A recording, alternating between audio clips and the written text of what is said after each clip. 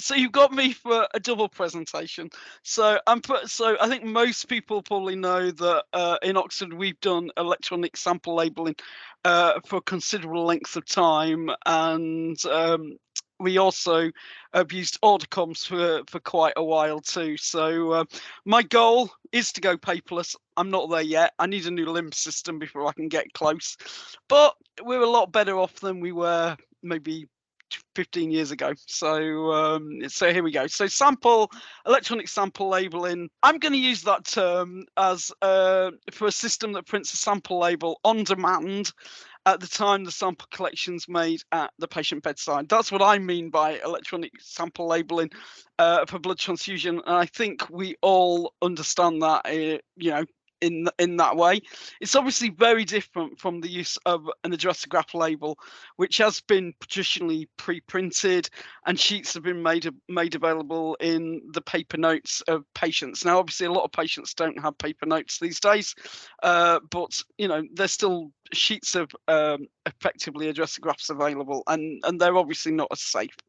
So, types of sample labeling. I am going to say this now. Not all electronic sample labeling is the same. Not all systems are suitable. That is my own personal opinion from what I've seen. You'll have particularly medical record systems, EPR systems, tell you that theirs is absolutely wonderful, and it's exactly the same with what we've got. I can tell you now, it probably isn't. So, for me, you need to be very careful about how the system is set up and our staff are trained to use the system. And I think that's key in any of these systems. And I'll be honest, like any system, human factors are really important. Nick will be very pleased to hear me say that, I'm sure, and shouldn't be forgotten when you're trying to deal with these types of systems. So our principle, this is an OUH slide. I'm not sure where it came from, but the system, you should never take the sample out of the sample circle from the patient's bedside, and I think that rings true today as it rang true when we were handwriting samples 15-20 years ago. And I'd encourage everybody to think about that even when they're moving to an electronic system. So this is the system we use. I don't think it's any big secret that I'm a Haemonetics blood track user. I'm pretty sure it's not a big secret. So for me, you need something that's portable, can be taken to the bedside, and have the sample labels print immediately you've scanned the patient's wristband. That is a real killing point. It can be done in a number of ways. We've tried workstations on wheels from a PC. We haven't tried tablets. I know other people have used tablets. We use PDAs, and we still use PDAs to this day. That's the latest version that we moved to middle of last year. And you can use mobile phones. But the key of all of this is that the printer must also be at the patient's bedside, for my eyes. I will say that some of the other ways that you do it are not always perfect. So we started developing electronic sample labeling way back in 2001. I can't believe it was that long ago. So it's 22 years ago.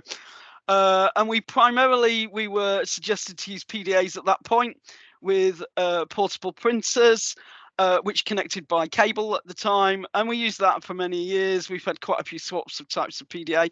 We have tried workstations on wheels. They are problematic because they log out quite a lot. They're awkward to use, and the staff don't like them. And the other thing that's a real problem for them is that actually they don't fit into spaces in single rooms very well. So they're actually quite awkward to use if you're in quite a small room with a single patient. And we have had somebody who couldn't get one into a room, and actually we had a wrong blood and tube because of it, because the workstation and wheels that they were meant to be using trialing at the time just wouldn't work in that room. And we abandoned it quite quickly after that point. So implementation, I know you're going to talk about implementation of two systems later on this afternoon, but implementation can be difficult. I will say that. I know I was asked if I would lead the implementation many years ago in about 2003, and I said no. I felt it should be led by a nurse, and you also need you need a really great project plan. because you need to know where you're going, when you're going. You need support from the trust, because the nurses, the doctors around the trust are only going to do this if they actually can see the advantage in doing it, and if they've actually got support. You know, if you've got the support from high up in the trust.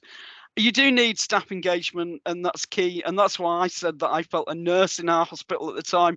We were the big, you know, we were the only big hospital in the country doing it at that point. Should be a nurse, because I said nurses on wards, which were the people we were aiming at, would talk far better to another nurse as project lead. So in fact, it was led by a nurse at the time. We've had a change since, but you know, I still stand by that. I'm a big supporter of lab staff. I'm sure most of you know that. But equally, I think there are times when actually lab staff shouldn't do things and they should leave it to the experts. And I think this is one of them. You must get the hospital transfusion team involved. Some of the people I know have had real problems around electronic sample labelling, and people I've talked to in the fairly recent past. It's actually because other departments in the trust, not least IT usually, they think all systems are the same. They don't understand sample labeling. They don't understand why blood transfusion, getting a sample right, is so important. And actually, they just go ahead, put something in with no input from a hospital transfusion team. And actually, it doesn't work, and it causes more problems than you had before you put the system in. And at that point, I think, you know, like, I would abandon, I'll be honest. But I think that, you know, you need to be so careful. And if you hear of somebody trying to, you know, you've got an EPR system coming into your trust, and you're worried that they're going to implement something without you knowing about it, ask, talk to them, get yourself involved. You know, make sure that people do know that transfusion is such a key step in the trust. Oh, and the other thing is that I'd put on here: don't forget to inform NHSBT, so that when you send your little beautifully labelled electronic sample to RCI, to HNI, that they are going to process it. I think, you know, we've sent ours that way for a number of years. It's not a problem, and you know, there are some huge advantages of having samples. Can you go fully electronic? I'll say yes. For us, anything that's coming inside the hospital. So there's a few antenatals that don't, and there's a very occasional sample from a GP, and it is a really occasional. It's about 2 a month, something like that. Comes labelled with TX. If they don't come labelled with TX, it doesn't get processed, and we do reject it. It does take some time and patience to get up to that. This is the graph of how our rollout started. So at the time we were 3 sites, and then we moved on to 4 sites. And as you see, we went quite quickly up, and then we went across. And yeah, it took us quite a number of years before we were 100% in each site. But actually, we persevered and we became strict. So the key thing is to know where your problem areas are. We monitored how people were using the system. We monitored when we were getting a labelled sample with TX and when we were getting a handwritten sample. And we did a percentage of them. We did it on a fortnightly basis and looked at which areas needed support to get over the line, as to who needed help and weren't using the system properly. And you will really struggle. You'll persuade them eventually, but areas where patients don't routinely get wristbands are a little bit of a problem. So we flagged this really early with the trust board, and we flagged it that we expected outpatients who were having blood transfusion samples. It's later evolved into actually any blood sample or any minor procedure should get a wristband to be able to, so that they're positively identified correctly. And that actually was written into the patient positive ID process within the trust. We still get an odd patient who they go, oh no, I can't give them a wristband. And our answer is, well, you're not doing a group and save then, so maybe you'd like to. So you've got to be strict, and you've got to get all your staff to be strict if you're working in a lab, which I know is sometimes difficult, particularly those out of hours. So why is electronic sampling better? The lab staff can read the samples. I think that in itself tells me that it's fantastic. We've all sat there, only if you worked in a laboratory, going, oh my God, is that an 8? Is that a 6 on a hospital number or a date of birth? And you're not trying to work out the doctor's scruffy handwriting. So it's got to be better.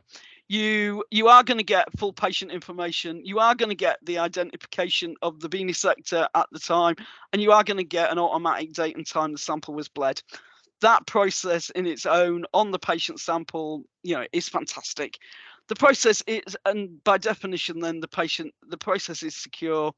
You do have a direct link with the patient's wristband. Obviously, if the patient's got the wrong wristband on, that's a problem. I think that goes without saying. I could do a whole lecture on that, but I didn't think that was quite the point at this point. But, getting the right wristband on the right patient is key. And of course, you do have very quick and easy access to the information that you can see all the steps with the sample from manager. Well, we have a manager PC. I'm sure the other systems do too, where you can see who took it without actually having the sample in your hand, which is good. If we use it quite a lot, if they'll say, "Oh, well, why haven't you got this sample? I took it X number of minutes ago, or X 2 hours ago, or 3 hours ago," and we log onto the system and go, "No, you actually took it, well, I'd say 10 minutes ago. Yeah, it hasn't got here yet. You're going to need to give us a little bit of time to process that." It's amazing. Yeah, and I understand clinical staff get a slightly warped view of time because they're busy. We do that too. But, to tell us that we're the ones delaying the patient when they only actually took the sample a few minutes ago isn't true. And you can actually correct, and I've corrected incidents saying that too, saying, well, actually, the evidence shows this is when you took it. And it's quite good for everybody. So the old misnomer or question, whatever you want to say, is 1 sample or 2 samples. So I've written what the BSH pre-compatibility testing guidelines says. I don't need to go into that. I'm sure you all know that if you've got a secure electronic system, you can not have a second sample. The OUH does use a 1 sample rule, and we've never changed from a 1 sample rule. We did reassess this last year, and we still meet a 1 sample rule. We do meet the BSH guidelines. Our wrong blood and tube rate is about 1 in 39,000 group and save samples, which is a 4.3-fold reduction compared to our own manual labelling system that we use pre. So you should see it's quite a reduction.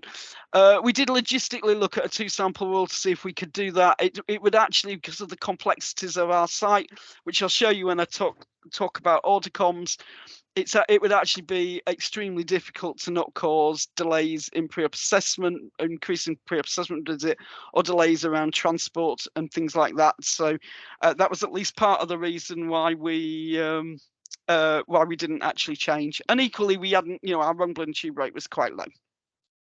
So, but I will always put a but. Humans are involved.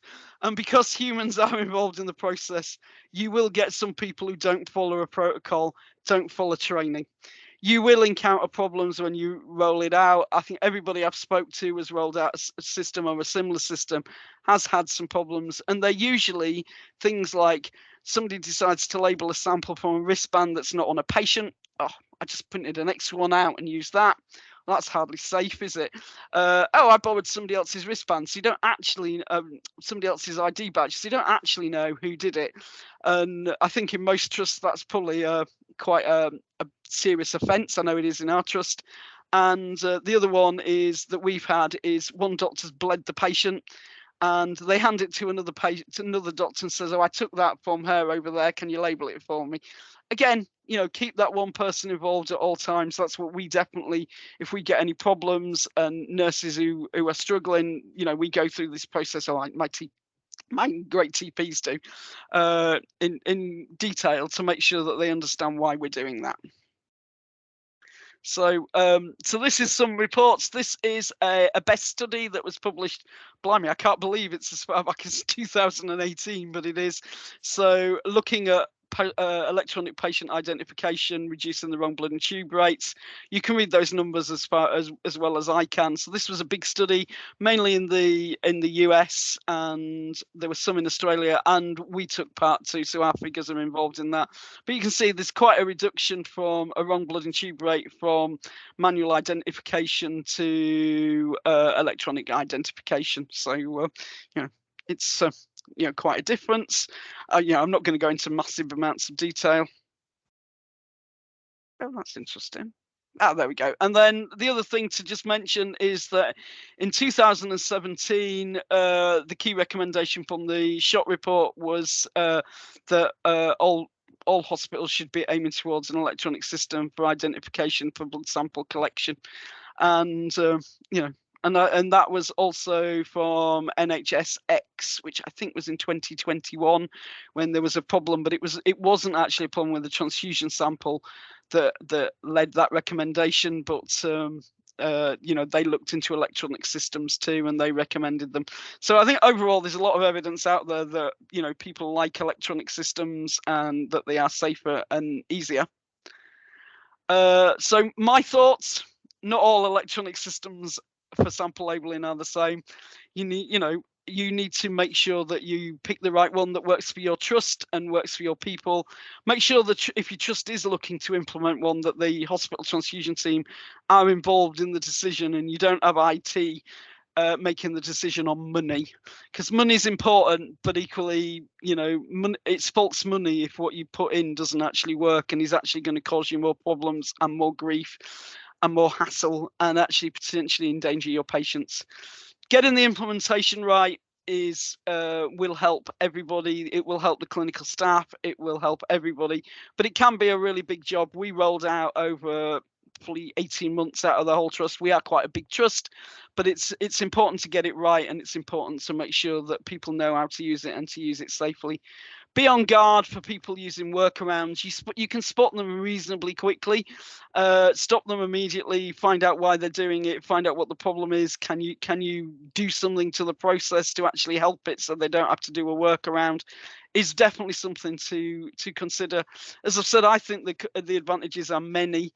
Aim for full implementation. You know, I'm a firm believer in if you're going to do it for some patients, try and do it for all patients. You'll see when I come to talk about order-coms in a moment that I aim to die with order-coms too, because otherwise all you're doing is you're just, you know, like, yeah, it's great for the patients who you can do that for, but it's nice to be able to do it for all patients.